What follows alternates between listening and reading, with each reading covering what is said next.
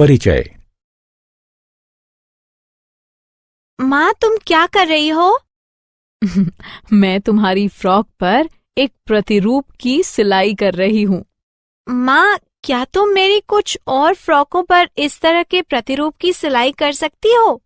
क्यों नहीं, लेकिन मेरे पास उन प्रतिरूपों के लिए पर्याप्त बटन नहीं है। क्या तुम उन्हें मेरे लिए खरीद लाओगी वंशिका? ठीक है माँ। आपको कितने की आवश्यकता होगी? मुझे एक प्रतिरूप के लिए 16 की आवश्यकता पड़ेगी।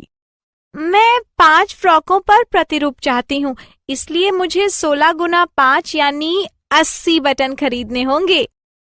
बिल्कुल ठीक वंशिका। बच्चों, इस पाठ में आप बीजगणित के बारे में सीखेंगे। उद्देश्य। इस पाठ के अंत में आप निम्न करने में सक्षम हो जाएंगे: बीजगणित को परिभाषित करना, चर राशि को परिभाषित करना, सामान्य अंकगणितीय गुणधर्मों को व्यक्त करने के लिए चर का उपयोग करना, ज्यामितीय अवधारणाओं को व्यक्त करने के लिए चर का उपयोग करना, वास्तविक जीवन की समस्याओं का अनुवाद बीजीय व्यंजकों में करना, बीजीय समीकरणों को हल करना, चर की संकल्पना। अनन्या लकड़ी के त्रिकोण का उपयोग करके नृत्याकृतियां तैयार करती है। एक दिन उसे अपनी सहेली रीता से 10 ऐसी नृत्याकृतियां तैयार करने का एक निवेदन मिलता है। अनन्या को उन्हें बनाने के लिए कितने त्रिकोणों की आवश्यकता होगी? नृत्याकृतियों को ध्यान से देखो। अनन्या इसे बनाने के लिए 9 त्रिकोणों का उपयोग करती है, इसलिए 10 नृत्याकृतियों के लिए अनन्या 9 गुणे 10 बराबर 90 त्रिकोणों का उपयोग करेगी। रीता की चाची इन आकृतियों को देखती है और उन्हें इतना पसंद करती है कि वो 50 ऐसे नग बनाने का आदेश दे देती है। अनन्या इन 50 नृत्याकृतियों में कितने त्रिकोणों का उपयोग करेगी? अनन्या एक आकृति में 9 त्रिकोणों का उपयोग करती है, इसलिए 50 आकृतियों में वो 9 गुणे 50 बराबर 450 त्रिकोण उपयोग करेगी।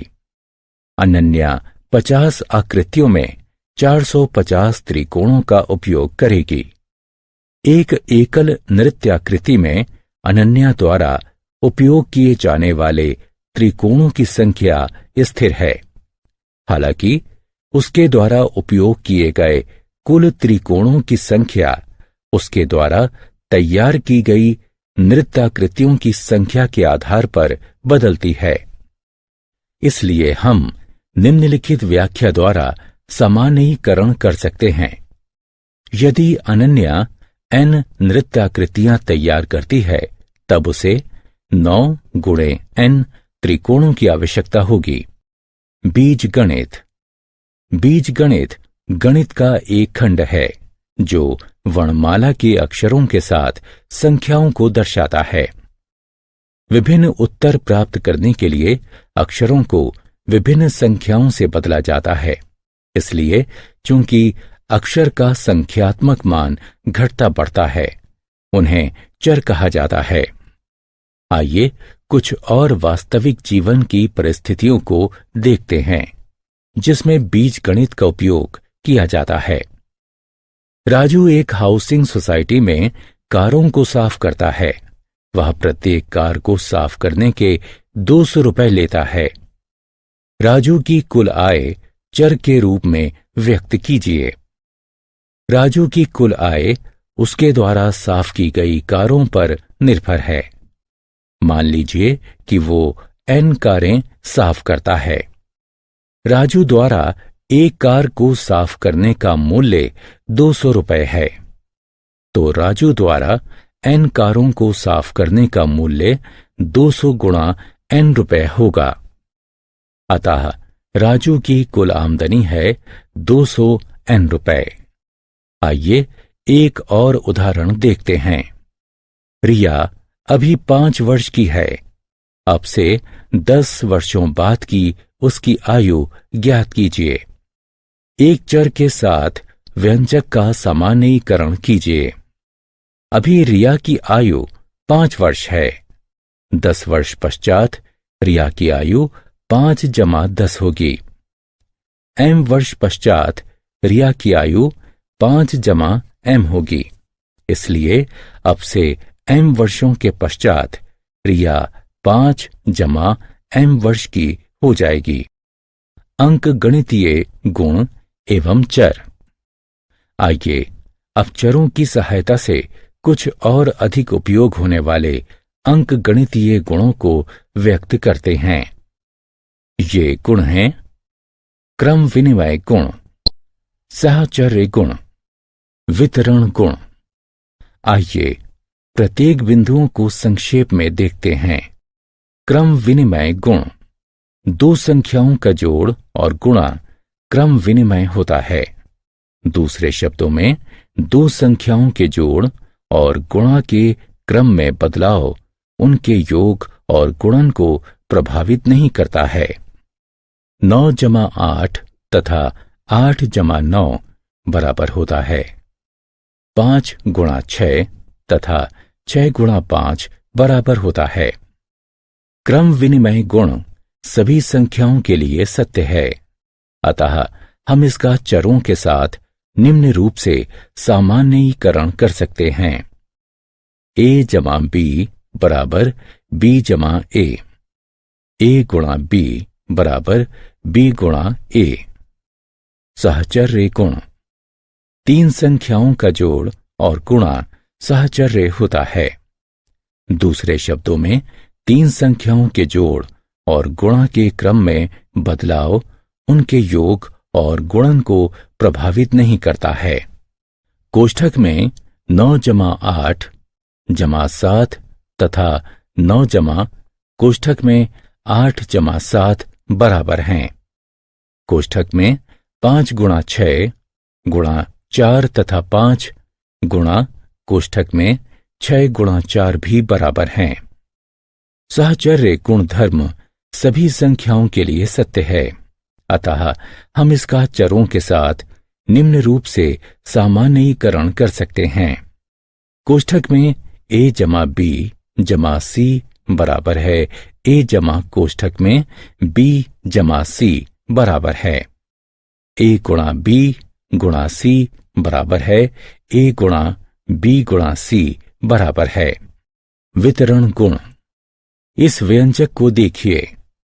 5 गुणा कोष्ठक में 8 + 9। इसे इस प्रकार भी लिखा जा सकता है 5 × 8 + 5 × 9। ये गुण योग पर गुणन की वितरणता के रूप में जाना जाता है। यह सभी संख्याओं के लिए सत्य है। हम अतः इसका चरों के साथ निम्न रूप से सामान्यीकरण कर सकते हैं। कोष्ठक में a + b × c बराबर है a × b = a × c के। ज्यामितीय अवधारणाएं एवं चर। चर की अवधारणा ज्यामिति के लिए बढ़ाई जा सकती है। उदाहरणार्थ, वृत्त का व्यास उसकी त्रिज्या का दुगना होता है। इसे इस प्रकार भी व्यक्त किया जा सकता है। व्यास बराबर 2 × त्रिज्या या d बराबर 2 × r, जहां d और r दोनों चर हैं। यदि r का मान बदलता है तब d का मान भी बदल जाता है। आइए परिमाप और क्षेत्रफल को व्यक्त करने के लिए चरों का उपयोग करते हैं। परिमाप। किसी भी 2 आयामी आकृति की परिधि उसके घेरे की लंबाई होती है। आयत ABCD का परिमाप AB + CB + DC + DA होगा। हम जानते हैं कि आयत की सम्मुख भुजाएं समान होती हैं, इसलिए लंबाई के लिए DC = AB = L और चौड़ाई के लिए DA = CB = B। यदि परिमाप को चर P के द्वारा प्रदर्शित किया जाता है तब P बराबर L जमा B जमा L जमा B होगा, जो कि बराबर होगा 2L जमा 2B के, जो बराबर होगा 2 कोष्ठक में L जमा B के। चर P चरों L तथा B के साथ बदलने से बदलता है। वर्ग का परिमाप ABCD बराबर AB जमा CB जमा DC जमा DA। जैसा कि हम जानते हैं कि एक वर्ग की सभी भुजाएं समान होती हैं, अतः भुजा के लिए AB बराबर CB बराबर DC बराबर DA बराबर S है। यदि परिमाप को चर P के द्वारा दर्शाया जाता है, तब P बराबर S जमा S जमा S जमा S यानी 4S होगा। चर P का मान चर S के साथ घटता बढ़ता है। क्षेत्रफल आयत ABCD का क्षेत्रफल लंबाई गुणा चौड़ाई है। यदि क्षेत्रफल को चर A, लंबाई को L तथा चौड़ाई को B के द्वारा प्रदर्शित किया जाता है, तब A बराबर L गुणा B होगा। चर A चरों L तथा B में आत्म मूल्यांकन। प्रश्न को ध्यानपूर्वक पढ़ें तथा सही विकल्प पर क्लिक करें। बीजीय व्यंजक। अंकगणितीय व्यंजक जोड़, घटा, गुणा और भाग की सहायता से संख्याओं के बीच संबंध स्थापित करती है। यहाँ कुछ अंकगणितीय व्यंजक हैं। एक अंकगणितीय व्यंजक का परिणाम इसे हल करके निर्धारित किया जाता है। आइए इनमें से प्रत्येक अंकगणितीय अभिव्यक्ति को हल करते हैं। बीजीय व्यंजक 4 अंकगणितीय संक्रियाओं की सहायता से संख्याओं और चरों के बीच संबंध स्थापित करता है। यहाँ कुछ बीजीय व्यंजक हैं। एक बीजीय व्यंजक का परिणाम निर्धारित किया जा सकता है जब केवल व्यंजक में चर का मान ज्ञात हो। आइए हम चर के विशिष्ट मानों के लिए इनमें से प्रत्येक बीजीय व्यंजकों को हल करते हैं। बीजीय व्यंजकों की संरचना। आइए अब हम कुछ बीजीय व्यंजक लेते हैं तथा उनकी संरचना किस प्रकार से की गई है उसे समझते हैं। 3 गुणा n जमा 12। n को सर्वप्रथम 3 से गुणा किया जाता है एवं तत्पश्चात परिणाम में 12 जोड़ा जाता है।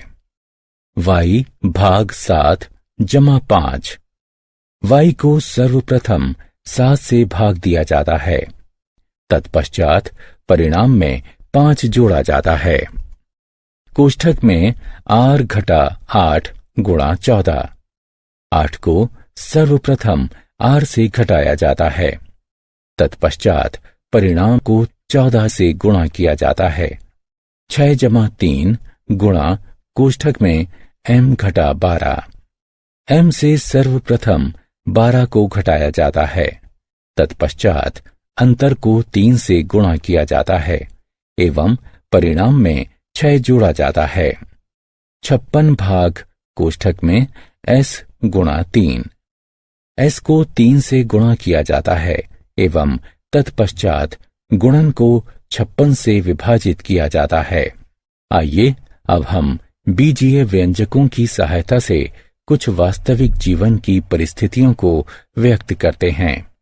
केशव एक टॉफी और एक चॉकलेट खरीदता है। चॉकलेट टॉफी से 20 रुपए महंगी है। टॉफी की कीमत अनुसार चॉकलेट की कीमत की व्याख्या कीजिए। यदि टॉफी की कीमत x रुपए है, तब चॉकलेट की कीमत x जमा 20 होगी। समीरा 200 रुपए की कीमत की एक किताब और 30 रुपए प्रति नोटबुक की कीमत से कुछ नोटबुकें खरीदती है। एक बीजीय व्यंजक के रूप में समीरा द्वारा खर्च की गई कुल राशि की व्याख्या कीजिए। यदि y समीरा द्वारा खरीदी गई नोटबुकों की संख्या है, तब नोटबुकों पर समीरा द्वारा खर्च की गई राशि 30 गुणा y यानी 30y है। किताबों और नोटबुकों पर समीरा द्वारा खर्च की गई कुल राशि 30y जमा 200 है। आइए एक और उदाहरण देखें। 5 वर्ष के पश्चात राजेश के पिता की आयु राजेश की आयु की 3 गुना होगी। अब से 5 वर्ष पश्चात राजेश की आयु के अनुसार पिता की आयु व्यक्त कीजिए। यदि राजेश की आयु a वर्ष है, तब बीजीय समीकरण। आइए इस कथन पर विचार करते हैं। 4 घटा 3 बराबर 1। इसे गणितीय रूप में इस प्रकार से व्यक्त किया जा सकता है। इस तरह के गणितीय व्यंजक को अंकीय व्यंजक के रूप में भी जाना जाता है। अब गणितीय व्यंजक पर विचार करते हैं।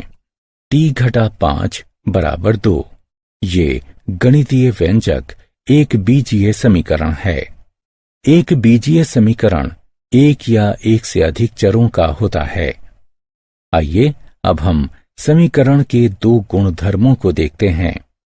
एक, किसी एक समीकरण के 2 पक्ष होते हैं, बायां पक्ष या LHS तथा दायां पक्ष या RHS। 2 बराबर का चिन्ह LHS एवं RHS को बराबर करता है। आइए अब हम सभी पुराने बीजीय व्यंजक को बीजीय समीकरणों के रूप में व्यक्त करते हैं। x जमा 20 बराबर 25। 30y जमा 200 बराबर 1100। कोष्ठक में a जमा 5 गुणा 3 बराबर 45। एक चर का वो मान जिसके लिए एक समीकरण संतुष्ट हो जाता है, उसका हल कहलाता है। आइए अब हम बीजीय व्यंजक के उदाहरण पर पुनर्विचार करते हैं। केशव एक टॉफी और एक चॉकलेट खरीदता है। चॉकलेट की कीमत टॉफी की कीमत से 20 रुपए अधिक है। यदि केशव द्वारा चॉकलेट पर 25 रुपए खर्च किए गए तो टॉफी की कीमत क्या है? एक बीजीय समीकरण बनाइए तथा इसका हल ज्ञात कीजिए। यदि टॉफी की कीमत x रुपए है, तब चॉकलेट की कीमत x जमा 20 होगी, किंतु चॉकलेट की कीमत 25 रुपए दी गई है, इसलिए x जमा 20 बराबर 25 है। यह समीकरण सत्य है यदि x का मान 5 है, इसलिए x बराबर 5 समीकरण का हल है। इसका मतलब है कि टॉफी की कीमत 5 रुपए है। आइए एक और उदाहरण को देखते हैं। समीरा 200 रुपए कीमत की एक पुस्तक तथा 30 रुपए प्रति नोटबुक की कीमत की कुछ नोटबुकें खरीदती है। यदि समीरा कुल 1100 रुपए की राशि खर्च करती है तो नोटबुक की कीमत ज्ञात कीजिए। एक बीज आत्म मूल्यांकन। आइए जांचें कि अब तक आपने क्या सीखा। बीजीय समीकरणों का उनके हल के साथ मिलान कीजिए।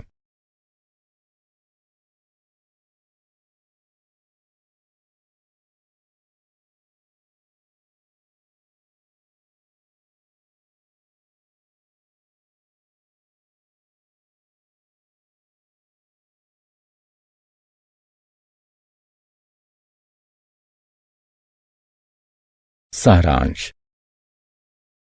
आइए हमने जो कुछ सीखा है उसे संक्षेप में दोहराएं। बीजगणित गणित का एक खंड है जो वर्णमाला के अक्षरों के साथ संख्याओं को दर्शाता है। वर्णमाला के अक्षर जो संख्याओं को दर्शाते हैं चर कहलाते हैं। चर के विभिन्न मान होते हैं। अंक गणितीय गुणों को व्यक्त करने के लिए चर का उपयोग किया जाता है। ज्यामितीय अवधारणाओं को व्यक्त करने के लिए चर का उपयोग किया जाता है। बीजीय व्यंजक संख्याओं और चर के मध्य संबंध स्थापित करता है। समीकरण में चर का वह मान जो बीजीय समीकरण को संतुष्ट करता है उसका हल कहलाता है।